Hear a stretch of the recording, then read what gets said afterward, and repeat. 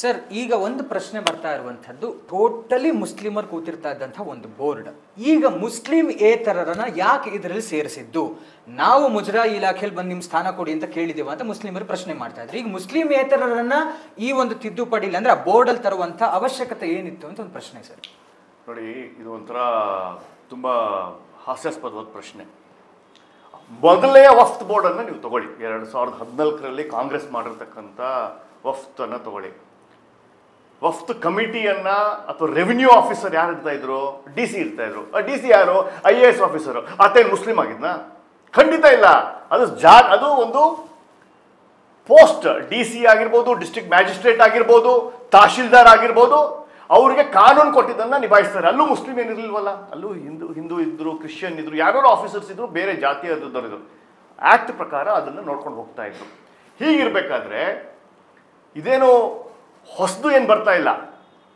ಹೆಣ್ಮಕ್ಳಿಗೆ ಸ್ವಾತಂತ್ರ್ಯ ಸಿಗಲಿ, ಹೆಣ್ಮಕ್ಳು ಮುಂದಿನ ದಿನಗಳಲ್ಲಿ 33% ರಿಸರ್ವೇಷನ್ ಏನೇನು ತರ್ತಾ ಇದ್ದಾರೆ, ಅದರಲ್ಲಿ ಮುಸ್ಲಿಂ ಹೆಣ್ಮಕ್ಳು ಹೆಚ್ಚಾಗಿ ಪಾಲ್ಗೊಳ್ಳಿ, ಸಮಾಜದ ಕೆಲಸಗಳಲ್ಲಿ ಮೇನ್ ಸ್ಟ್ರೀಮ್ ಲೈಫ್ ಬರಲಿ ಅಂತ ಹೇಳಿ ಹೆಣ್ಮಕ್ಳು, ಎಸ್ಪೆಷಲಿ ಮುಸ್ಲಿಂ ಹೆಣ್ಮಕ್ಳನ್ನ ಕಮಿಟಿಯಲ್ಲಿ ತಂದಿದ್ದಾರೆ.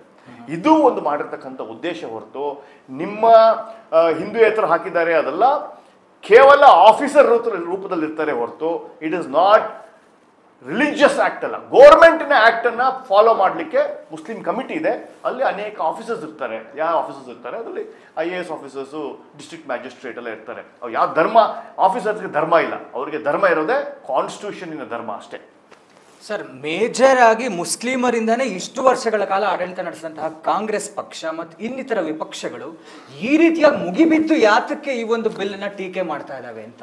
25 ಕೋಟಿ ಜನನ ವೋಟ್ ಬ್ಯಾಂಕ್ ಅನ್ನ 2014ರಿಂದ ಬಂದಿರತಕ್ಕಂಥ ಪ್ರಧಾನಮಂತ್ರಿ ತನ್ನ ಹತ್ರ ಸೆಳೀತಾ ಇದ್ದಾರೆ. ತಮಗಿದ್ದ ಒಂದೇ ಒಂದು ಅಸ್ತ್ರವಾದ ಬ್ರಹ್ಮಾಸ್ತ್ರವಾದ ವೋಟ್ ಬ್ಯಾಂಕನ್ನು ಛಿದ್ರ ಮಾಡ್ತಾ ಇದ್ದಾರೆ, ಸ್ಪ್ಲಿಟ್ ಮಾಡ್ತಾ ಇದ್ದಾರೆ, ಛಿದ್ರ ಮಾಡ್ತಾ ಇದ್ದಾರೆ. ಇದೇ ಥರ ರಾಮ ಜನ್ಮಭೂಮಿ ಆದಾಗ್ಲೂ ಇವರೇ ಅವ್ರಿಗೆ ಪ್ರೇರೇಪಣೆ ಮಾಡಿ ಕುಮ್ಮಕ್ಕು ಕೊಟ್ಟು ಗಲಾಟೆ ಆಗುತ್ತೆ ಅಂತ ಹೇಳೋದು ಯಾರು ಏನು ಮಾಡಲಿಲ್ಲ. ಯಾಕೆಂದರೆ ಅವ್ರಿಗೆ ಗೊತ್ತು ಇದು ಹಿಂದೂ ಸಮಾಜ ಬಹುಸಂಖ್ಯಾ ಜನರಲ್ಲಿ ನ್ಯಾಯಯುತವಾಗಿ ಸುಪ್ರೀಂ ಕೋರ್ಟಲ್ಲಿ ಬಂದಿರತಕ್ಕಂಥ ಆದೇಶ ಅಂತ. ಟ್ರಿಪಲ್ ತಲಾಕ್ ಬಂದಾಗಲೂ ಅನೇಕ ಮುಸ್ಲಿಂ ಲೀಡರ್ಸು, ಕಾಂಗ್ರೆಸ್ ಲೀಡರ್ಸು ಓಹೋ ಗಲಾಟೆ ಆಗ್ಬಿಡುತ್ತೆ, ಆಹಾ ಆಗತ್ತೆ, ಹೀಗಾಗತ್ತೆ ಅಂತ ಹೇಳಿದ್ರು. ಅನೇಕ ಬಡ ಮುಸ್ಲಿಮರು, ತುಂಬ ಕೆಳಮಟ್ಟದ ಮುಸ್ಲಿಮ್ಗಳು, ಯಾರು ವಿದ್ಯೆ ಇಲ್ಲದೆ ಕೇವಲ ಮದ್ರಸದ ವಿದ್ಯೆ ಅಂತ ತಿಳ್ಕೊಂಡು ತುಂಬ ಕಷ್ಟಪಟ್ಟು ಕೆಲಸ ಮಾಡಿಕೊಂಡು ಬದುಕ್ತಾ ಇದ್ದಾರೆ. ಅವ್ರಿಗೆ ಗೊತ್ತು ನರೇಂದ್ರ ಮೋದಿ ಅವ್ರು ಮಾಡಿರ್ತಕ್ಕಂಥ ಎಲ್ಲರಿಗೂ ಒಂದೇ ಥರದ ನೋಡ್ಕೊಂಡಿರ್ತಕ್ಕಂಥದ್ದು ಗೊತ್ತಿದೆ ಅವರಿಗೆ. ಆಹಾರ ಆಗಿರ್ಬೋದು, ಮನೆ ಆಗಿರ್ಬೋದು, ಮೆಡಿಕಲ್ ಫೆಸಿಲಿಟಿ ಆಗಿರ್ಬೋದು, ಎಲ್ಲವನ್ನೂ ಸಮಾನವಾಗಿ ಕೊಟ್ಟಿರಬೇಕಾದ್ರೆ ಕಾಂಗ್ರೆಸ್ ತನ್ನ ವೋಟ್ ಬ್ಯಾಂಕ್ ಎಲ್ಲೋ ಹಾಳಾಗ್ತಾ ಇದೆ ಅಂತ ಹೇಳಿ ಬೊಬ್ಬೆ ಹೊಡಿತಾ ಇದ್ದಾರೆ. ಬೇರೆ ಇದೆ. ಯಾಕಂದ್ರೆ ಈಗ ನೀವು ಹೈದರಾಬಾದ್ ತೊಗೊಂಡ್ರೆ OSC ಅವ್ರ ಹತ್ರ ಅವ್ರ ಹೆಸರು ಯಾಕೆ ಹೇಳ್ತೀನಿ ಅಂದರೆ ಅನೇಕ ದಾಖಲೆಗಳು ಸಿಕ್ಕಿದೆ. OSC ಅವರು ತಮ್ಮ ಎಜುಕೇಷನ್ ಇನ್ಸ್ಟಿಟ್ಯೂಷನ್ ಆಗಿರ್ಬೋದು, ತಮ್ಮ ಕಾಲೇಜ್ಗಳಾಗಿರ್ಬೋದು, ಎಲ್ಲ ವಕ್ಫ್ ಪ್ರಾಪರ್ಟಿಯಲ್ಲಿ ಆತನಿಗೆ ಬಾಡಿಗೆ ಬರುತ್ತೆ, ಆತನಿಗೆ ಎಲ್ಲ ಬರುತ್ತೆ. ಸೊ ಹೀಗಿರಬೇಕಾದ್ರೆ ಯಾವುದೋ ಒಂದು 5 ಸ್ಟಾರ್ ಹೋಟೆಲ್ ಇರ್ಬೋದು, ಯಾವುದೋ ಒಂದು ಹಾಸ್ಪಿಟಲ್ ಇರ್ಬೋದು, ಎಲ್ಲವೂ ಬಾಡಿಗೆ ಕೇವಲ ಒಬ್ಬ ಮುಸಲ್ಮಾನ್ಗೆ ಹೋಗ್ತಾ ಇದೆ, ಸಮಾಜಕ್ಕೆ ಹೋಗ್ತಾ ಇಲ್ಲ ಅನ್ನೋದನ್ನ ಅದರಲ್ಲಿ ಅನೇಕ ಕಾಂಗ್ರೆಸ್ ಲೀಡರ್ಸ್ಗಳಿದ್ದಾರೆ. ಅದನ್ನ ಈಗ ಇಲ್ಲಿ ತಡೆಗಟ್ಟಿದ ಆದಾಯಕ್ಕೂ ಹೊಡೆತ ಬೀಳುತ್ತೆ, ಖಂಡಿತ ಆದಾಯಕ್ಕೆ ಹೊಡೆತ ಬೀಳುತ್ತೆ. Yes sir. ಆ್ಯಂಡ್ ಮತ್ತೊಂದು ವಿಚಾರ ಏನು ಅಂತ ಹೇಳಿದ್ರೆ, ಹಿಂದೂಗಳು ಇದನ್ನ ಯಾಕೆ ಇಷ್ಟೊಂದು ಸಂಭ್ರಮಿಸ್ತಾ ಇದ್ದಾರೆ ಅಂದ್ರೆ, ಏನೋ ಒಂದ್ ಕಡೆ ನಮ್ಗೇನೋ ಸಿಕ್ಬಿಡ್ತು ಅನ್ನೋ ಖುಷಿನಾ ಅಥವಾ ಏನಿದೆ ವಿಚಾರ ಹಿಂದೂಗಳದ್ದು ಅಂತ? ನೋಡಿ, ಹಿಂದೂಗಳಿಗೆ ಇದು ಏನಾಗ್ತಾ ಇದೆ ಅಂದ್ರೆ 2024ರಲ್ಲಿ ಕರ್ನಾಟಕದ ಅನೇಕ ರೈತರ ಜಾಗವನ್ನ ಕೇವಲ ವಫ್ತ್ ಅಂತ ಹೇಳಿ RTCಗಳಲ್ಲಿ, ಪಹಣಿಗಳಲ್ಲಿ, ಕಾಲಮ್ ನಂಬರ್ 11ರಲ್ಲಿ ವಫ್ತ್ ಆಸ್ತಿ ಅಂತ ಬಂದ್ಬಿಡ್ತು. ಯಾಕೆ ಬಂತು? 2014ರಲ್ಲಿ ಮನಮೋಹನ್ ಸಿಂಗ್ ಅವರು ಮಾಡಿರ್ತಕ್ಕಂಥ ವಿಧೇಯಕದ ಅಣಿಯಾಗಿ ಸೆಕ್ಷನ್ 40ಯಲ್ಲಿ ಯಾವ್ದು ಬೇಕಾದರೂ ಬರ್ಕೋಬೋದು ಅನ್ನೋದಿತ್ತು. ಈಗ ವಂಶ ಪಾರಂಪರೆಯಾಗಿ ಬಂದಿರತಕ್ಕಂಥ ನಮ್ಮ ಸಣ್ಣ ರೈತರ ಆಸ್ತಿಯನ್ನು ಕಿತ್ಕೊಳ್ಳುವ ಒಂದು ಪದ್ಧತಿ ಹೋಯಿತು. ವಕ್ಫ್ ಬೈ ಯೂಸರ್ ಅನ್ನುವ ಒಂದು ಪದ್ಧತಿ ಹೋಯಿತು. ವಕ್ಫ್ ಬೈ ಯೂಸರ್ ಅಂದರೆ ಕಂಟಿನ್ಯೂಸ್ ಆಗಿ ನಾನಲ್ಲಿ ಯಾರೋ ಒಬ್ಬರು ಮುಸ್ಲಿಮ್ಸು ನಮಾಜ್ ಮಾಡ್ತಾ ಇದ್ರು ಗ್ರೌಂಡಲ್ಲಿ, ಈ ಗ್ರೌಂಡು ನಾವಿಲ್ಲಿ ನಮಾಜ್ ಮಾಡ್ತಾ ಇದ್ವಿ ಶುಕ್ರವಾರ ಇದು ನಮ್ಮದು ಅಂತ ಹೇಳುವ ಪದ್ಧತಿ ಇತ್ತು. ಅದೆಲ್ಲ ವಕ್ಫ್ ಬೈ ಯೂಸರ್ ಈಗ ಹೊರಟೋಗಿದೆ. ಯಾವುದಾದ್ರೂ ಒಂದು ಆಸ್ತಿ ಕೊಡಬೇಕಾದ್ರೆ ಅದಕ್ಕೆ ದಾಖಲೆ ಬೇಕು, ಹೇಗೆ ಕಾನೂನು ಇರಬೇಕು, ಹೇಗೆ ಕೋರ್ಟು ಎಲ್ಲರಿಗೂ ಕೋರ್ಟ್ ಇದೆ, ನನಗೆ ಸಿಟಿ ಸಿವಿಲ್ ಕೋರ್ಟು, ನಿಮಗೂ ಸಿಟಿ ಸಿವಿಲ್ ಕೋರ್ಟು ಹೇಗಿದೆಯೋ ಹಾಗುವೇ ಮುಸ್ಲಿಮರು ಕೋರ್ಟ್ಗೆ ಬಂದು ತಮ್ಮ ದಾವೆಯನ್ನು ತಗೋಬೇಕು. ಇದನ್ನೆಲ್ಲ ಸರಿಪಡಿಸಿದಾಗ ಇದು ಒಂದು ಈ ವಕ್ಫ್ ಕಂಟ್ರೋಲ್ ಮಾಡುವ ಮುಸ್ಲಿಮರು ಇದು ಅನ್ಯಾಯ ಆಗ್ತಾ ಇದೆ ಅಂತ ಕತೆ ಹೇಳ್ತಾ ಇದ್ದಾರೆ. ಸರ್, ಈ ಉಮೀದ್ ಬಿಲ್ಲನ್ನು ಪ್ರಶ್ನಿಸಿ ಕಾಂಗ್ರೆಸ್ ಅವರು ಮತ್ತು ಒಂದಷ್ಟು ಮುಸ್ಲಿಂ ನಾಯಕರು ನಾವು ಸುಪ್ರೀಂ ಕೋರ್ಟ್ಗೆ ಹೋಗ್ತೀವಿ, ನಮಗೆ ನ್ಯಾಯ ಸಿಕ್ಕೇ ಸಿಗುತ್ತೆ, ನಾವು ಗೆಲ್ತೀವಿ ಅನ್ನುವಂಥ ಒಂದು ಕಾನ್ಫಿಡೆನ್ಸ್ ಅಲ್ಲಿ ಇದಾರೆ ಸರ್. ಅವ್ರಿಗೇನು ಹೇಳ್ತೀರಾ? ನೋಡಿ, ರಾಮ ಜನ್ಮಭೂಮಿ ಬಂದಾಗ್ಲೂ ಸುಪ್ರೀಂ ಕೋರ್ಟ್ ಹೋಗಿದ್ರು, ಟ್ರಿಪಲ್ ತಲಾಕ್ ಬಂದಾಗ್ಲೂ ಸುಪ್ರೀಂ ಕೋರ್ಟ್ಗೆ ಹೋಗಿದ್ರು. ಯಾವ ರಾಜಕೀಯ ಪಕ್ಷ, ಎಸ್ಪೆಷಲಿ DMK ಆಗಿರ್ಬೋದು, ಸಮಾಜವಾದಿ ಪಾರ್ಟಿ ಆಗಿರ್ಬೋದು, ಕಾಂಗ್ರೆಸ್ ಆಗಿರ್ಬೋದು, 5 ಎಕರೆಯ ರಾಮ ಜನ್ಮಭೂಮಿಗೆ ಹೊಡೆದಾಡ್ಲಿಲ್ವೋ, 9 ಲಕ್ಷದ ಎಕರೆಗೆ ಹೊಡೆದಾಡ್ತಾ ಇದ್ದಾರೆ ಈಗ. ಕರೆಕ್ಟ್. ಯಾಕೆ ಅಂದರೆ ಇದರಲ್ಲಿ ಅವ್ರಿಗೆ ಇರೋದು ಕೇವಲ ವೋಟ್ ಬ್ಯಾಂಕ್ ಮಾತ್ರ. ಈ ವೋಟ್ ಬ್ಯಾಂಕಿನ ಪರಿಸ್ಥಿತಿಯಲ್ಲಿ ಅವ್ರಿಗೆ ವಾಯ್ಸ್ ಕೊಡಲೇಬೇಕು. ಬಟ್ ಈಗ ಬುದ್ಧಿವಂತ ರಾಷ್ಟ್ರೀಯವಾದಿ ಮುಸಲ್ಮಾನ ಆಚೆ ಬರ್ತಾ ಇದ್ದಾನೆ. ಅವ್ರಿಗೆ ಕೇವಲ ವೋಟ್ ಬ್ಯಾಂಕ್ ಪಾಲಿಟಿಕ್ಸ್ ಆಗ್ತಾ ಇಲ್ಲ, ತಮ್ಮ ಮಕ್ಕಳ ತಮ್ಮ ಜೀವನದ ಶೈಲಿಯನ್ನು ಬದಲಾಯಿಸೋಕ್ಕೆ ಓದ್ಕೊಂಡು ಮದ್ರಸದ ಶಾಲೆಯನ್ನು ಬಿಟ್ಟು ಡಾಕ್ಟ್ರು, ಇಂಜಿನಿಯರು, ಚಾರ್ಟರ್ಡ್ ಅಕೌಂಟೆಂಟ್ ಆಗುವ ಪರಿಸ್ಥಿತಿಗೆ ಬಂದಿದ್ದಾರೆ. ಸುಪ್ರೀಂ ಕೋರ್ಟಲ್ಲಿ ಇದು ಪಾರ್ಲಿಮೆಂಟ್ ಪಾಸ್ ಮಾಡಿರ್ತಕ್ಕಂಥ, ಜನರಿಂದ ಆಶೀರ್ವಾದ ಪಡೆದಿರ್ತಕ್ಕಂಥ ವಿಧೇಯಕ. ಇದನ್ನು ಸುಪ್ರೀಂ ಕೋರ್ಟು ಕೇವಲ ಪ್ರಶ್ನೆ ಮಾಡಲಿಕ್ಕೆ ಅವರ ಅಧಿಕಾರ ಕಮ್ಮಿ ಇದೆ. ಸೊ ಇನ್ನು ಗೊತ್ತಾಗುತ್ತೆ ನಿಮ್ಗೆ ಏನಾಗುತ್ತೆ ಇನ್ನು ಸ್ವಲ್ಪ ದಿನಗಳಲ್ಲಿ ಅಂತ. ಹಾಂ ಸರ್. ಈಗ ಕಡೆಯದಾಗಿ ಅಂದರೆ ಇದು ಏನು, ಹೇಗೆ, ನಿಮಗೇನು ಅನುಕೂಲ ಅನ್ನುವಂಥ ರೀತಿಯಲ್ಲಿ ಮುಸ್ಲಿಂ ಬಾಂಧವರಿಗೆ ನಿಮ್ಮ ಸಂದೇಶ ಏನು ಕೊಡ್ತೀರಾ? ಇದನ್ನು ಅರ್ಥ ಮಾಡ್ಕೊಳ್ಳಿ ಹೀಗೆ ಅಂತ. ಕರ್ನಾಟಕದ ಮುಸ್ಲಿಂ ಬಾಂಧವರೇ, ರಾಷ್ಟ್ರೀಯ ಮುಸ್ಲಿಂ ಬಾಂಧವರೇ, 70 ವರ್ಷ ನಿಮ್ಮನ್ನು ವೋಟ್ ಬ್ಯಾಂಕ್ ಆಗಿ, ನಿಮ್ಮನ್ನು ಒಂದು ಚೆಸ್ಸಿನ ಪಾನ್ ಆಗಿ ಕಾಂಗ್ರೆಸ್ ಪಕ್ಷ ನಿಮ್ಮನ್ನು ಯೂಸ್ ಮಾಡ್ಕೊಂಡು ಬಂದಿದೆ. ಇದು ನಿಮ್ಮ ಮಸೀದಿ ಆಗಲಿ, ದರ್ಗಾ ಆಗಲಿ, ನಿಮ್ಮ ಕಬ್ರಿಸ್ತಾನ ಆಗಲಿ, ನರೇಂದ್ರ ಮೋದಿನೋ RSS ಅವರೋ BJP ಅವರೋ ಕಿತ್ಕೊಳೋ ಪ್ರಸಂಗ ಅಲ್ಲ. ಇದನ್ನು ನಾವು ತಗೊಂಡು ಮಾರಬೇಕು ಅನ್ನೋದು ಪ್ರಸಂಗ ಅಲ್ಲ. ಇದು ನಿಮ್ಮ ಆಸ್ತಿ. ಮುಸ್ಲಿಂ ಅವರೇ ಕಮಿಟಿಯಲ್ಲಿ ಇರ್ತಾರೆ, ಮುಸ್ಲಿಂ ಅವರೇ ಚೇರ್ಮನ್ ಆಗಿರ್ತಾರೆ. ನಿಮ್ಮ ಏಳಿಗೆಗೆ ನಿಮ್ಮ ಭೂಮಿಯನ್ನು, ನಿಮ್ಮ ಆಸ್ತಿಯನ್ನು ನಿಮಗೆ ಹೇಗೆ ಸಮರ್ಪಕವಾಗಿ ಅದನ್ನು ಯೂಸ್ ಮಾಡ್ಕೋಬೇಕು, ಅದು ಕನ್ಸಾಲಿಡೇಟೆಡ್ ಆಗಿ ಟ್ರಾನ್ಸ್ಪರೆಂಟ್ ಆಗಿ ಹೇಗೆ ಯೂಸ್ ಮಾಡ್ಕೋಬೇಕು ಅನ್ನುವ ಒಂದು ಪ್ರಯತ್ನ ಕೇಂದ್ರ ಸರ್ಕಾರದಾಗಿದೆ. ನಿಮ್ಮನ್ನು ನರೇಂದ್ರ ಮೋದಿಯವರು ಅನೇಕ 10 ವರ್ಷದಲ್ಲಿ 2014ರಿಂದ 2024ವರೆಗೂ ಎಲ್ಲವನ್ನು ಸಮಾನವಾಗಿ ನೋಡಿರಬೇಕಾದ್ರೆ ಈ ವಕ್ಫ್ ಬಿಲ್ಲು ನಿಮಗೆ ಅನುಕೂಲವಾಗಿರೋದ್ರಿಂದ ದಯವಿಟ್ಟು ಯಾರೋ ಒಬ್ಬ ಲಾಲ್ಚಿ ಅಥವಾ ಯಾರೋ ಒಬ್ಬ ವಫ್ತಿನ ಆಸ್ತಿಯನ್ನು ಹೊಡ್ಕೋಬೇಕು, ದುಡ್ಡು ಮಾಡ್ಕೋಬೇಕು ಅನ್ನೋರ ಮಾತಿಗೆ ಬಲಿಯಾಗದೇ ನೀವು ಇದನ್ನು ಓದ್ಕೊಂಡು ತಿಳ್ಕೊಂಡು ನಿಮ್ಮ ಆ್ಯಕ್ಷನ್ಗಳನ್ನು, ನಿಮ್ಮ ಕೋಪವನ್ನು ಹೊರಗಾಕಿ. ಇದು ಪಬ್ಲಿಕ್ ಡೊಮೇನಲ್ಲಿ ವೆಬ್ಸೈಟ್ಗಳಲ್ಲಿ ಇದೆ. ಇದು ನಿಮ್ಮ ವಿರುದ್ಧ ಅಲ್ಲ, ಮುಸ್ಲಿಮರ ವಿರುದ್ಧ ಅಲ್ಲ, ನಿಮ್ಮ ಪರವಾಗಿ ಇರ್ತಕ್ಕಂಥದ್ದು.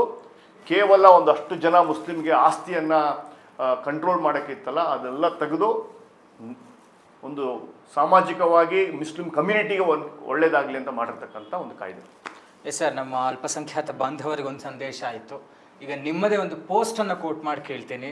ನಮ್ಮ ಹಿಂದೂಗಳು ಜಾತ್ಯತೀತರು ಎಲ್ಲರೂ ಸಮಾನರು ಅನ್ನುವಂಥ ರೀತಿಯಲ್ಲಿ ಕ್ರಿಸ್ಮಸ್ ಹಬ್ಬಕ್ಕೆ ಕ್ರಿಶ್ಚಿಯನ್ಸ್ಗೆ ವಿಶ್ ಮಾಡ್ತಾರೆ, ರಂಜಾನು ಇನ್ನೊಂದಕ್ಕೆ ಅವ್ರಗಳಿಗೆ ವಿಶ್ ಮಾಡ್ತಾರೆ. ಯಾವತ್ತಾದರೂ ಮುಸ್ಲಿಂ ಬಾಂಧವರಾಗಲಿ ಇನ್ನೊಬ್ಬರಾಗಲಿ ನಮಗೆ ಹ್ಯಾಪಿ ಶ್ರೀರಾಮನವಮಿ ಅನ್ನುವಂಥ ಏನೊಂದು ವಿಷಯ ಆದರೂ ಮಾಡಿದಾರಾ? ಆದರೆ ಈ ಒಂದು ಮನಸ್ಥಿತಿಗೆ ಹಿಂದೂಗಳಿಗೆ ಏನು ಸಂದೇಶ ಕೊಡ್ತೀರಾ ಅಂತ?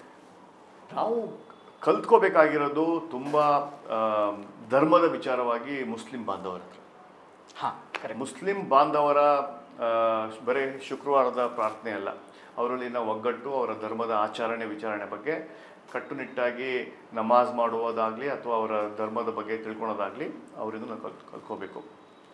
ಆದರೆ ಎಲ್ಲೋ ಒಂದು ಕಡೆ ನಮ್ಮ ಹಿಂದೂಗಳು ಸೆಕ್ಯುಲರ್ನ ಒಂದು ಪಟ್ಟಿಯನ್ನು ಇಟ್ಕೊಂಡು ತಮ್ಮ ಧರ್ಮವನ್ನು, ಸನಾತನ ಧರ್ಮವನ್ನು ದಾರಿ ಎಳಿತಾ ಇದ್ದಾರೆ. ಇದನ್ನು ಅಡ್ವಾಂಟೇಜ್ ಆಗಿ ತೊಗೊತಾ ಇರೋದು ಇನ್ನು ಅನ್ಯ ಧರ್ಮದವರು. ನೀವೆಲ್ಲಾದರೂ ನೋಡಿದ್ದೀರಾ ಮುಸ್ಲಿಮನ್ನು ಕ್ರಿಶ್ಚಿಯನ್ ಕನ್ವರ್ಟ್ ಆಗಿರೋದು? ನೋಡಿದ್ದೀರಾ ನೀವು ಎಲ್ಲಾದರೂ?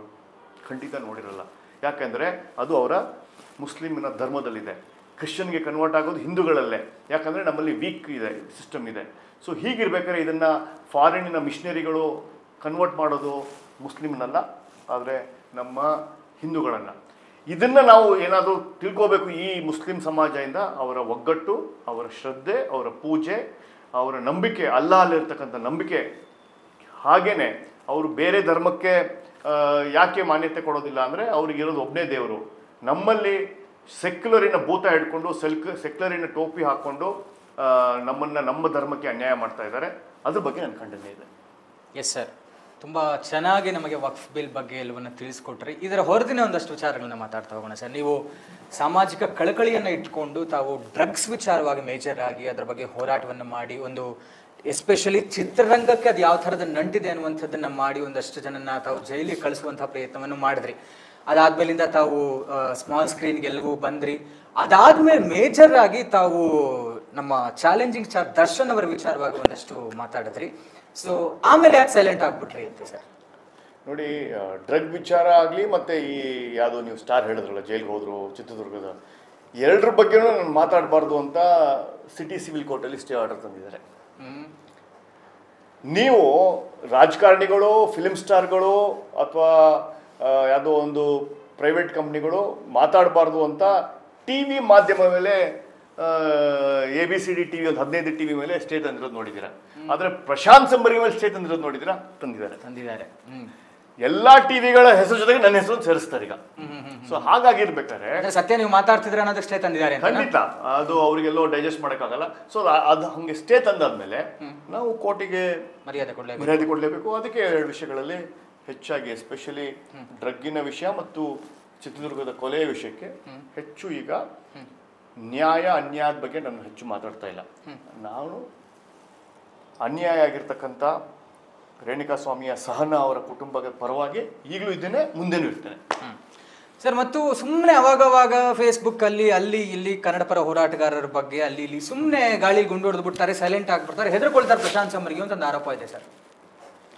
ನೋಡಿ, ಇತ್ತೀಚಿನ ದಿನಗಳಲ್ಲಿ ಕರ್ನಾಟಕ ರಕ್ಷಣಾ ವೇದಿಕೆ, ಅವ್ರ ಹೆಸರು ತಗೊಂಡೇ ಹೇಳ್ತೀನಿ, ರಕ್ಷಣಾ ವೇದಿಕೆ ಪ್ರವೀಣ್ ಶೆಟ್ಟಿ ಬಣ ಇದೆ, ನಾರಾಯಣ್ ಗೌಡರು ಬಣ ಇದೆ. ನನಗೆ ಒರಿಜಿನಲ್ ಹೋರಾಟಗಾರರು ಯಾರು ನಂಗೆ ಗೊತ್ತಿಲ್ಲ, ಅಥವಾ ಒರಿಜಿನಲ್ ಕರ್ನಾಟಕ ರಕ್ಷಣಾ ವೇದಿಕೆ ಅದೊಂದು ಗೊತ್ತಿಲ್ಲ. ಅವರ ಮಾತಿನ ಹಾದಿಯಲ್ಲಿ ಯಾವುದೋ ಒಂದು ಬಂದಿದ್ದನ್ನ ನಾನು ಹಾಕಿದ್ದೆ. ನನ್ನ ಬಗ್ಗೆ ಹೋಗಿ ಪೊಲೀಸ್ ಕಂಪ್ಲೇಂಟ್ ಕೊಟ್ಟರು. ಕಾನೂನು ಗೊತ್ತಿಲ್ಲದೆ ಅವ್ರಿಗೆ ಹೋಗಿ ಪೊಲೀಸ್ ಕಂಪ್ಲೇಂಟ್ ಕೊಟ್ಟಿದ್ರೆ ಹೆದರ್ತಾ ಇದ್ವಿ. ನಮಗೆ ಕಾನೂನು ಗೊತ್ತಿರೋದ್ರಿಂದ ನಾವು ಉತ್ತರಿಸಿದ್ದೀವಿ. ಚನ್ನಮ್ಮನಕೆರೆ ಅಚ್ಚುಕಟ್ಟು ಪೊಲೀಸ್ ಸ್ಟೇಷನಲ್ಲಿ ನನ್ನ ಬಗ್ಗೆ ರಕ್ಷಣಾ ವೇದಿಕೆ ಕಂಪ್ಲೇಂಟ್ ಕೊಟ್ಟರು. ಸೊ ಅದರಲ್ಲಿ ಏನು ಸ್ವತ್ವ ಇರಲಿಲ್ಲ. ಯಾಕಂದರೆ ಸ್ವತಂತ್ರ ಭಾರತದಲ್ಲಿ ಫ್ರೀಡಮ್ ಆಫ್ ಸ್ಪೀಚ್ ಮತ್ತು ಫ್ರೀಡಮ್ ಆಫ್ ಎಕ್ಸ್ಪ್ರೆಷನ್ ಇದೆಯಲ್ಲ, ಅದು ಮೂಲಭೂತ ಡೆಮೋಕ್ರೆಟಿಕ್ ರೈಟ್. ಅದು ಆ ಡೆಮೋಕ್ರೆಟಿಕ್ ರೈಟಲ್ಲಿ ಅವ್ರಿಗೆ ಎಷ್ಟು ಸ್ವತಂತ್ರ ಇದೆಯೋ ಮಾತಾಡಲಿಕ್ಕೆ, ನನಗೂ ಅಷ್ಟು ಸ್ವತಂತ್ರ ಇದೆ. ಸೊ ಅನೇಕ ಕನ್ನಡ ಹೋರಾಟಗಾರರು ನಾನು ಕಾಂಗ್ರೆಸ್ಸಿನ ಗುಲಾಮ ಅಂತ ನಾನು ಸ್ಪಷ್ಟವಾಗಿ ಹೇಳಿದ್ದೇನೆ. ಎಲೆಕ್ಷನ್ ಟೈಮಲ್ಲಿ ಮಾತ್ರ ಈ ಕನ್ನಡ ಭಾಷೆ, ತಮಿಳು, ಮರಾಠಿ ಅನ್ನುವ ಪದಗಳು ಬರುತ್ತೆ. BJPನ ಮಾರ್ವಾಡಿ ಪಕ್ಷ, ಹಿಂದಿ ಪಕ್ಷ, ಗುಜರಾತಿ ಪಕ್ಷ ಅಂತ ಹೇಳುತ್ತೆ. ಅನೇಕ ಅಮಾಯಕ ಕನ್ನಡಿಗರನ್ನ ಹೆಚ್ಚಾಗಿ ಒಂಥರ ಬ್ರೈನ್ ವಾಶ್ ಮಾಡುವ ಕಾಂಗ್ರೆಸ್ಸಿನ ಕುತಂತ್ರ, ಭಾಷೆ ಹೆಸರಲ್ಲಿ ಜನರನ್ನ ಭಾಗ ಮಾಡುವ ಕುತಂತ್ರ. ಭಾಷೆಯಲ್ಲಿ ನೀವು ಮಹಾರಾಷ್ಟ್ರದ 2025 ಎಲೆಕ್ಷನ್ ತೊಗೊಂಡ್ರೆ, ವಿಧಾನಸಭಾ ಎಲೆಕ್ಷನ್ ತೊಗೊಂಡ್ರೆ, ಮರಾಠಿಯ ಸ್ವಾಭಿಮಾನದ ಬಗ್ಗೆ, ಮರಾಠಿ ಮಾನುಸ್ ಬಗ್ಗೆ, ಮರಾಠಿಯ ನನ್ನ ಒಂದು ಲ್ಯಾಂಗ್ವೇಜ್ ಮೇಲೆ ಒಂದು BJP ಒಂದು ಎಲೆಕ್ಷನ್ ಗೆದ್ದಿದೆ. ಕರ್ನಾಟಕದಲ್ಲೂ BJP ಕನ್ನಡ ತನ್ನ ಅಸ್ತಿತ್ವಕ್ಕೆ, ಕನ್ನಡ ಇಟ್ ಇಸ್ ಸೇರಿಸ್ಕೊಂಡಿದೆ. ನಾವೇ ಕನ್ನಡದವರಲ್ಲ ಅಂತಲ್ಲ, ನಮ್ಮೆಲ್ಲ ಪಕ್ಷದವರು, ನಾಯಕರು, BJPಯ ಅನೇಕ ಹೋರಾಟಗಾರರು ಕನ್ನಡದವರೇ, ಏನು ಬೇರೆ ಭಾಷೆದವರಿಲ್ಲ. ಇದು ಕೇವಲ ಜಾತಿ ಆಧಾರದ ಮೇಲೆ ವೀರಶೈವ ಲಿಂಗಾಯತ ಅಂತ ಹೇಗೆ ಡಿವೈಡ್ ಮಾಡಿ ಕಾಂಗ್ರೆಸ್ ಅನುಕೂಲ ತಗೊಂತೋ, ಅದೇ ರೀತಿಯಾಗಿ ಅವನು ತಮಿಳಿನೋ, ಅವನು ತೆಲುಗು, ಅವನು ಮರಾಠಿಯವನು ಅಂತ ಹೇಳಿ ಡಿವೈಡ್ ಅಂಡ್ ರೂಲ್ ಮಾಡುವ ಈ ಕನ್ನಡ ಹೋರಾಟಗಾರರಿಗೆ ನಾವು ನಿಮ್ಮನ್ನೇ ಕನ್ನಡಿಗ ಅಲ್ಲ ಅಂತ ಹೇಳಿದ್ರಲ್ಲ. ನಾನು ನನ್ನ ಗಡಿನಾಡು ಕನ್ನಡಿಗದವನು, ನಾನು ಬೆಳಗಾವಿದವನು. ನನಗೆ ಕನ್ನಡ ಕಿಚ್ಚು ಹುಚ್ಚು ಜಾಸ್ತಿ ಇದೆ, ಅವ್ರಿಗೇನೆ ಜಾಸ್ತಿ. ಯಾಕಂದರೆ ನಾನಲ್ಲಿ ಶಿವಸೇನೆಯ, ಮರಾಠಿಯ, ಮಹಾಜನ್ ವರ್ದಿಯ ಹೋರಾಟಗಳನ್ನು ಕೇಂದ್ರ ಬಿಂದು ಇರ್ತಕ್ಕಂಥದ್ದು ಎಪಿ ಸೆಂಟ್ರಲ್ ಫೈಟ್ ಮಾಡಿರೋನು. ಸೊ ನನ್ನ ಸರ್ನೇಮ್ ಸಂಬರಿಗೆ ಅನ್ನೋದು ನಮ್ಮ ಮಹಾರಾಷ್ಟ್ರ ಹತ್ರ ಕಾಣುತ್ತೆ ಅಂತ ಹೇಳಿ ನನ್ನನ್ನ ಮಸಿ ಬೆಳಕ್ಕೆ ಅವ್ರು ಮಾಡ್ತಾರೆ. ಹೊತ್ತು ನಾನು 10ನೇ ಕ್ಲಾಸ್ ಓದಿರೋದೇ ಕನ್ನಡ ಮೀಡಿಯಮಲ್ಲಿ. ಸೊ ಹೀಗಿರ್ಬೇಕಾದ್ರೆ ಇದು ಕೇವಲ ಅವ್ರಿಗೆ ಅನುಕೂಲಕ್ಕೆ ಏನೇನು ಬೇಕೋ ಅದೆಲ್ಲ ಮಾತಾಡ್ಕೊಂಡು ಹೋಗ್ತಾರೆ. ಅಷ್ಟು ಇನ್ನೊಬ್ರು ಕಾಂಟ್ರವರ್ಷಿಯಲ್ ಪರ್ಸನ್ ಲಾಯರ್ ಜಗದೀಶ್ ಅವರು ಕೂಡ ನಿಮ್ಮ ಮೇಲೆ ಒಂದು ದೊಡ್ಡ ಆರೋಪ ಮಾಡ್ತಾರೆ. ಅವ್ನು ಸುಮ್ಮನೆ ಅಲ್ಲಿ ಇಲ್ಲಿ ಹಿಂಗ್ ಬರ್ತಾನೆ ಹೋಗ್ತಾನೆ, ಅವ್ನ ಆದಾಯದ ಮೂಲ ಏನ್ ಘೋಷಿಸ್ಕೊಂಡ್ಯಾನ, ಅವ್ನು ದುಡ್ಡು ಹೊಡಿಯಕ್ಕೆ ಮಾಡ್ತಿದ್ದಾರೆ ಅಂತ ಒಂದು ಆರೋಪ ಲಾಯರ್ ಜಗದೀಶ್ ಅವ್ರು ಮಾಡಿದ್ರೆ. ಅವ್ರಿಗೇನು ಹೇಳ್ತೀರಾ ಸರ್? ನೋಡಿ, ಯಾರು ನನ್ನನ್ನು ತುಂಬ ಹತ್ತಿರದಿಂದ ನೋಡಿದಾರೋ, ನಾನು ಬಿಸ್ನೆಸ್ ಬಂದೇ ಈಗ ಒಂದು 10 ವರ್ಷ ಆಗಿರೋದಕ್ಕೆ ಮುಂಚೆ ನಾನು ಉದ್ಯೋಗಸ್ಥ. ನಾನು ರಿಲಯನ್ಸ್ ಸಂಸ್ಥೆಯಲ್ಲಿ ಕೆಲಸ ಮಾಡಿಕೊಂಡು ಅವರ ವಿತರಕರಾಗಿ ಕೂಡ ಕೆಲಸ ಮಾಡಿದರೆ, ನೀವು ಡಿಸ್ಟ್ರಿಬ್ಯೂಟರ್ ಕೂಡ ಆಗಿದ್ರಿ. ಸೊ ಹೀಗಿರ್ಬೇಕಾದ್ರೆ ನನಗೆ ಕರ್ಮದ ದುಡ್ಡು, ಎಂಜಲ್ ದುಡ್ಡು, ಗಲೀಜ್ ದುಡ್ಡು ಕರೆಕ್ಟಾಗಿ ದುಡ್ದಿರೋ ದುಡ್ಡೇ ಇದ್ದಿದ್ಕೊಳ್ಳಲ್ಲ. ಇನ್ನು ಎಂಜಲ್ ದುಡ್ಡು ಅದೆಲ್ಲ ಮಾಡೋದು ಇದು ಆರೋಪ. ಯಾಕೆ ಅಂದರೆ ವೈರಿಯ ಮೊದಲನೆಯ ಮತ್ತು ಕೊನೆಯ ಅಸ್ತ್ರ ಅಪಪ್ರಚಾರ. ಈ ಅಪಪ್ರಚಾರದಲ್ಲಿ ರಕ್ಷಣಾ ವೇದಿಕೆಯವರು ಇದ್ದಾರೆ, ಕನ್ನಡ ಹೋರಾಟಗಾರರು ಇದ್ದಾರೆ, ಲಾಯರ್ ಜಗದೀಶ್ ಇದ್ದಾರೆ. ಲಾಯರ್ ಜಗದೀಶ್ ಯಾಕೆ ಈಗ ಉರಿತಾ ಇದೆ ಅಂದ್ರೆ ಅವರ ಡಿಗ್ರಿ ಸರ್ಟಿಫಿಕೇಟ್ ಫೇಕ್ ಅಂತ ಎಕ್ಸ್ಪೋಸ್ ಮಾಡಿದ್ದೆ ನೀವು, ಅದಕ್ಕೋಸ್ಕರ ಈ ಮಾತು ಅಷ್ಟೇ. ಒಟ್ಟು ಕಾಣದ ಕೈಗಳು ನಿಮ್ಮ ಹಿಂದೆ ಕೆಲಸ ಮಾಡ್ತಾ ಇದಾವೆ ಅಂತ. ನೋಡಿ, ಒಬ್ರು ಮೇಲೆ ನಿಮಗೆ ದುಶ್ಮನೇ ಇಲ್ಲ ಅಂದ್ರೆ ನಿಮ್ಮೊಂದು ಪರ್ಸನಾಲಿಟಿನೇ ಅಲ್ಲ ಅಂತ, ನೀವು ಹ್ಯೂಮನ್ನೇ ಅಲ್ಲ ಅಂತ. ಅನೇಕ ಹಿರಿಯ ಚಿಂತಕರು ಹೇಳಿದ್ದಾರೆ, ನೀವು ಏನೂ ಸಾಧಿಸೇ ಇಲ್ಲ ಅಂತ. ನೀವು ದುಶ್ಮನ್ ಅಲ್ಲ, ನಿಮ್ಗೆ ದುಶ್ಮನ್ಗಳಿಲ್ಲ ಅಂದರೆ ನೀವು ಏನೂ ಪ್ರಯತ್ನನೇ ಪಟ್ಟಿಲ್ಲ, ನೀವು ಹೊಸದೇನೂ ಮಾಡೇ ಇಲ್ಲ, ನೀವು ವಿರುದ್ಧವಾಗಿ ಯಾವುದೂ ಹೋಗೇ ಇಲ್ಲ, ಎಲ್ಲವನ್ನೂ ಅನುಕೂಲಕ್ಕೆ ಮಾಡ್ಕೊಂಡಿದ್ದೀರಾ ಅಂತ ಒಂದು ಮೈಂಡ್ ಸೆಟ್ಟಲ್ಲಿ. ಸೊ ಹೋಗ್ತಾ ಹೋಗ್ತಾ ನಿಮ್ಮನ್ನು ಹೊಟ್ಟೆ ಕಿಚ್ಚಪಡೋ ಜನ ತುಂಬ ಇರ್ತಾರೆ. ಅದರಲ್ಲಿ ಲಾಯರ್ ಜಗದೀಶ್ ಒಬ್ಬರು ಅಷ್ಟೇ. ಪ್ರಶಾಂತ್ ಸಂಬರ್ಗಿ ಅವರು ಮುಸ್ಲಿಮರನ್ನ ವಿರೋಧಿಸಿದ್ದು, ಈ ಥರದ ಸಾಮಾಜಿಕ ಕೆಲಸಗಳು ಗುರುತಿಸ್ಕೊಳಕ್ ಮಾಡಿದ್ದೆಲ್ಲವೂ ರಾಷ್ಟ್ರೀಯ ಪಕ್ಷ ಆದಂತಹ ಬಿಜೆಪಿಯಿಂದ ಟಿಕೆಟ್ ತಗೊಂಡು MLA ಆಗಕ್ಕೆ, ಅದಾಗಿಲ್ಲ, ಅದರಿಂದ ಸೈಲೆಂಟ್ ಆಗಿಬಿಟ್ಟಿದ್ದಾರೆ ಅಂತ ಒಂದು ಮಾತಿದೆ. ರಾಜಕೀಯವಾಗಿ ಕಾರ್ಪೊರೇಟರ್ ಆಗೋದು, MLC ಆಗೋದು, MP ಆಗೋದು ಉದ್ದೇಶ ಅಲ್ಲ. ಹಿಂದೂ ಸಮಾಜದಲ್ಲಿ ಒಂದು ಧ್ವನಿ ಬೇಕು. ಹಿಂದೂ ಸಮಾಜಕ್ಕೆ ಅನ್ಯಾಯ ಆಗ್ತಾ ಇರೋದನ್ನ ಕೇವಲ ಅಪೀಸ್ಮೆಂಟ್ ಪಾಲಿಟಿಕ್ಸ್ ಅಂದರೆ ಧರ್ಮ ಆಧಾರಿತ ರಾಜಕೀಯ ಮಾಡ್ಕೊಂಡು ಏನು ಕಾಂಗ್ರೆಸ್ಸಿಗೆ 4% ಕೊಟ್ಟಿದೆ ಕಾಂಟ್ರಾಕ್ಟ್ಸ್ಗಳಲ್ಲಿ, ಇಂಥದ್ದೆಲ್ಲ ಅಪೋಸ್ ಮಾಡಲಿಕ್ಕೆ ಒಬ್ಬ ರಾಷ್ಟ್ರೀಯ ಚಿಂತನೆ ಇರಬೇಕಾಗಿದ್ದು. ಒಬ್ಬ ಮುಸ್ಲಿಂ ಆಗಿ ಹೇಗೆ ಧ್ವನಿಗಳಿದಾರೋ ಹಾಗೆ ಹಿಂದೂ ಒಂದು ಧ್ವನಿ ಇರಬೇಕು ಅಂತ ಹೇಳಿ ಹಿಂದೂಗಳ ಪರ ಅನೇಕ ಕೆಲಸಗಳು, ಹಲಾಲ್ ಆಗಿರ್ಬೋದು, ಹಿಜಾಬ್ ಆಗಿರ್ಬೋದು, ಲೌಡ್ ಸ್ಪೀಕರ್ ಆಗಿರ್ಬೋದು. ಸೊ ಹಿಂದೂಗಳ ಧ್ವನಿಯಾಗಿ ಪ್ರಶಾಂತ್ ಸಂಬರ್ಗಿ ನಿಂತ್ಕೊಂಡಿದ್ದಾರೆ. ಇದರಿಂದ ನನಗೆ MLA ಕೊಟ್ಬಿಡ್ತಾರೆ ಅಥವಾ ಕಾರ್ಪೊರೇಟರ್ ಕೊಟ್ಬಿಡ್ತಾರೆ, MP ಕೊಟ್ಬಿಡ್ತಾರೆ ಆಸೆಯಿಂದಲ್ಲ, ಧರ್ಮದ ನಿಷ್ಠೆಯಿಂದ, ಧರ್ಮಕ್ಕೋಸ್ಕರ ನನಗೆ ಧರ್ಮದಲ್ಲಿ ಕೆಲಸ ಮಾಡೋಕ್ಕೆ ಖುಷಿ ಇರೋದ್ರಿಂದ ನಾನು ಧರ್ಮ ಪ್ರಚಾರಕ್ಕಾಗಿ, ನನ್ನ ಧರ್ಮವನ್ನು ಉಳಿಸ್ಲಿಕ್ಕಾಗಿ ಮಾಡುವ ಪ್ರಯತ್ನ. ರಾಜಕೀಯಕ್ಕೆ ಭರವಸೆ ಏನಿದೆ ಸರ್? ರಾಜಕೀಯ ತುಂಬ ಹೊಲಸು ಮತ್ತು ಕೀಳ್ಮಟ್ಟದ್ದು. ನಿಮ್ಮ ಹತ್ರ ಡಿಸ್ಪೋಸಬಲ್ ಬ್ಲ್ಯಾಕ್ ಮನಿ ಅಥವಾ ಅನ್ಅಕೌಂಟೆಡ್ ಮನಿ ಇದ್ದರೆ ಅಲ್ಲಿ ಖರ್ಚು ಮಾಡ್ಕೊಂಡು ಬದುಕ್ಬೋದು. ಕೇವಲ ಸಿದ್ಧಾಂತ ಮೇಲೆ ನಾನು ರಾಜಕೀಯ ಬರ್ತೀನಿ ಈಗಿನ ಪರಿಸ್ಥಿತಿಯಲ್ಲಿ ಅಂದರೆ ಆಗೋದಿಲ್ಲ. ನನ್ನ ಕೈಯಲ್ಲಿ ಆ ಥರದ ಮನಸ್ಥಿತಿ ಇಲ್ಲ. ನನಗೆ ನನ್ನ ಸಮಾಜ ಆಗಿರ್ಬೋದು, ನನ್ನ ಹಿಂದೂ ಸಮಾಜದಲ್ಲಿ ಬೇಕಾಗಿರ್ತಕ್ಕಂಥ ಕಾನೂನಿನ ಹೋರಾಟ ಆಗಿರ್ಬೋದು, ಅದ್ರ ಬಗ್ಗೆ ನಾನು ಹೆಚ್ಚು ಗಮನ ಮಾಡ್ತಾ ಇದ್ದೇನೆ ಹೊರತು ರಾಜಕೀಯವಾಗಿ ಅದು BJP ನಾಯಕರನ್ನು ಖುಷಿ ಪಡಿಸೋಕ್ಕಾಗಲೋ ಅಥವಾ ನಾನು TV ಯಲ್ಲಿ ಬರಬೇಕಾಗಿ ಅಂತನೋ ಅಥವಾ ನಾನು ಪ್ರಚಾರದ ಹುಚ್ಚಿಲ್ಲ. ರಾಷ್ಟ್ರೀಯವಾದಿ ಒಂದು ಕಿಚ್ಚಿದೆ, ಆ ಕಿಚ್ಚ ಮೇಲೆ ಬದುಕಿದ್ದೀನಿ. ರಾಷ್ಟ್ರೀಯವಾದಿಯಾಗಿ, ಸಾಮಾಜಿಕ ಕಾರ್ಯಕರ್ತ ಆಗಿ ಮುಂದಿನ ಯೋಜನೆಗಳೇನಾರು ಇದೆಯಾ ಸರ್? ಅಂದರೆ ನಮ್ಮ ಜೊತೆ ಹಂಚಿಕೊಳ್ಳುವಂಥದ್ದು ಈಗಲೂ ವಕ್ಫ್ ಬೋರ್ಡ್ ವಿಚಾರವಾಗಿ ಜನರಿಗೆ ತಿಳಿಸುವಂಥ ಕೆಲಸ ಮಾಡ್ತಾ ಇದ್ದೀರಾ? ಇದರ ಹೊರತು ಬೇರೆ ಮುಂದೆ ಏನಾದ್ರು ತಮ್ಮ ಯೋಜನೆಗಳೇನಾಗಿದೆಯಾ? ಖಂಡಿತವಾಗಿಯೂ ಸಮಾಜದಲ್ಲಿ ಮೆನ್ ರೈಟ್ಸ್ ಬಗ್ಗೆ ತುಂಬ ಧ್ವನಿ ಎತ್ತಾ ಇದ್ದೀವಿ. ಗಂಡಸರಿಗೆ ಅನ್ಯಾಯ ಆಗ್ತಾ ಇದೆ, ಹೆಣ್ಮಕ್ಳು ಶೋಷಣೆ ಮಾಡ್ತಾ ಇದ್ದಾರೆ, ಬ್ಲ್ಯಾಕ್ ಮೇಲ್ ಮಾಡ್ತಾ ಇದ್ದಾರೆ, ಹನಿ ಟ್ರ್ಯಾಪ್ ಮಾಡ್ತಾ ಇದ್ದಾರೆ, ತುಂಬ ಸೂಸೈಡ್ಸ್ ಗಂಡಸರಿಗೆ ಆಗ್ತಾ ಇದೆ. ಸೊ ಮದುವೆ ಆದಮೇಲೆ ಆಗಿರ್ಬೋದು, ಆಫೀಸಲ್ಲಿ ಹರಾಸ್ಮೆಂಟ್ ಆಗಿರ್ಬೋದು, ಡೌರಿ ಹರಾಸ್ಮೆಂಟಿನ 498 ಕೇಸ್ಗಳಾಗಿರ್ಬೋದು. ಹೀಗೆ ಈ ಗಂಡು ಜನ್ಮ ವೇತಕ್ಕೆ ಅಂತ ಗಂಡಸರಿಗಾಗಬಾರ್ದು.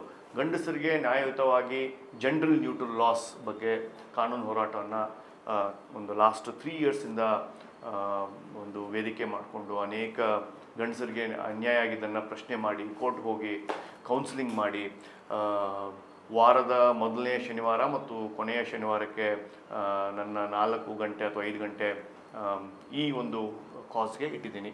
ಯಾಕೆಂದರೆ ಗಂಡಸರು ಪ್ರತಿ ಸಲ ಮನೆಯ ಅಣ್ಣನಾಗಿ, ಮನೆಯ ಅಪ್ಪನಾಗಿ, ಗಂಡನಾಗಿ, ಆಫೀಸಲ್ಲಿ ಕೆಲಸ ಮಾಡೋನಾಗಿ ಎಲ್ಲವನ್ನೂ ಮಾಡಿ ಕೊನೆಗೆ ಯಾವುದೋ ಒಂದು ಹೆಣ್ಣಿನ ದ್ವೇಷಕ್ಕೆ ಕೆಟ್ಟ ಹೆಸರು ಬರ್ತಾ ಇದೆ. ಫಾಲ್ಸ್ 498 ಕೇಸ್ ಆಗಿರ್ಬೋದು, ಸೆಕ್ಷುವಲ್ ಹರಾಸ್ಮೆಂಟ್ ಕೇಸ್ ಆಗಿರ್ಬೋದು, ಫಾಲ್ಸ್ ಡೌರಿ ಕೇಸ್ ಆಗಿರ್ಬೋದು, ಹನಿ ಟ್ರ್ಯಾಪ್ಗಳಾಗಿರ್ಬೋದು, ಬ್ಲ್ಯಾಕ್ ಮೇಲ್ ಆಗಿರ್ಬೋದು, ಎಲ್ಲವನ್ನೂ ಗಂಡ ಅಥವಾ ಗಂಡಸು ಸಹಿಸ್ಕೊಂಡು ಕಾನೂನಲ್ಲಿ ಎಲ್ಲೋ ಒಂದು ಕಡೆ ಹೆಣ್ಮಕ್ಕಳಿಗೆ ಒಂದು ಅನುಕೂಲ ಇರೋದನ್ನು ಅದು ತೆಗೆದು ಸಮಾನವಾಗಿ ನೋಡ್ಕೋಬೇಕು. ಹೇಗೆ ಪಾಶ್ಚಾತ್ಯ ದೇಶಗಳಲ್ಲಿ, ವೆಸ್ಟರ್ನ್ ಕಂಟ್ರಿಗಳಲ್ಲಿ ಜೆಂಡರ್ ನ್ಯೂಟ್ರಲ್ ಲಾಸ್ ಇದೆ, ಅದ್ರ ಬಗ್ಗೆ ಕೇವಲ ವುಮೆನ್ ಕಮಿಷನ್ ಅಂತ ಯಾಕೆ ಮಾಡ್ತೀರಾ, ಮೆನ್ ಕಮಿಷನ್ನು ಇರಬೇಕು. ಹೀಗೆ ಎಲ್ಲವನ್ನ ಸಮಗ್ರವಾಗಿ ಕಾನೂನು ರೀತಿಯಾಗಿ ಪೊಲಿಟಿಕಲ್ ಪಾರ್ಟೀಸ್ಗೆ ಬರೆಯೋದಾಗಲಿ ಆ ಹೋರಾಟ ನಿರಂತರವಾಗಿ ನಡೀತಾ ಇದೆ. ಅದರಲ್ಲಿ ಹೆಚ್ಚು ಶ್ರಮವನ್ನು ನನ್ನ ಹಿಂದೂ ಕಾರ್ಯಕ್ರಮ ಮತ್ತು ಸನಾತನವನ್ನು ಬೆಳೆಸುವ ಒಂದು ಮೇನ್ ವರ್ಕ್ ಆದರೆ ಇದ್ರ ಜೊತೆಗೆ ಇದನ್ನು ನಾನು ಸೇರಿಸ್ಕೊಂಡು ನನ್ನ ಕೆಲಸಗಳು ಮಾಡ್ತಾ ಇದ್ದೀನಿ. ಎಸ್ ಸರ್, ತಮ್ಮೆಲ್ಲ ಮುಂದಿನ ಯೋಜನೆಗಳು ಯಶಸ್ವಿ ಆಗಲಿ ಅಂತ ಹಾರಸ್ತಾ, ಬಹಳ ಕೂಲಂಕುಷವಾಗಿ ಒಂದು ವಕ್ಫ್ ಬೋರ್ಡ್ ವಿಚಾರವಾಗಿ ತಂದಿರುವಂಥ ತಿದ್ದುಪಡಿ ಮಸೂದೆ ವಿಚಾರವಾಗಿ ನಮ್ಮ ವೀಕ್ಷಕರಿಗೆ ತಿಳಿಸಿಕೊಟ್ಟಿಗಾಗಿ ನಿಮಗೆ ಪ್ರೀತಿಯ ಧನ್ಯವಾದಗಳು sir. Thank you so much. Yes, ನೋಡಿದ್ರಲ್ಲ ವೀಕ್ಷಕರೇ, ಪ್ರಶಾಂತ್ ಸಂಬರ್ಗಿ ಅವರು ಬಹಳ ಕೂಲಂಕುಷವಾಗಿ ವಕ್ಫ್ ಬೋರ್ಡ್ನ ಮತ್ತು ಈ ತಿದ್ದುಪಡಿ ಒಂದು ಮಸೂದೆಯ ವಿಚಾರವಾಗಿ ಮತ್ತು ಅವರ ಇನ್ನೊಂದಷ್ಟು ಯೋಜನೆಗಳ ವಿಚಾರವಾಗಿ ನಮ್ಮ ಜೊತೆ ಇದ್ದು ತಿಳಿಸ್ಕೊಟ್ಟಿದ್ದಾರೆ. ಇದಾಗಿತ್ತು ಈ ಹೊತ್ತಿನ ವಿಶೇಷ ಚರ್ಚಾ ಕಾರ್ಯಕ್ರಮ. ಧನ್ಯವಾದಗಳು. ನಮಸ್ಕಾರ. ಇದಿಷ್ಟು ಈ ಹೊತ್ತಿನ ಸುದ್ದಿ. ಮತ್ತಷ್ಟು ಸುದ್ದಿಗಳಿಗಾಗಿ ನೋಡ್ತಾ ಇರಿ ಸಿರಿ ಟಿವಿ.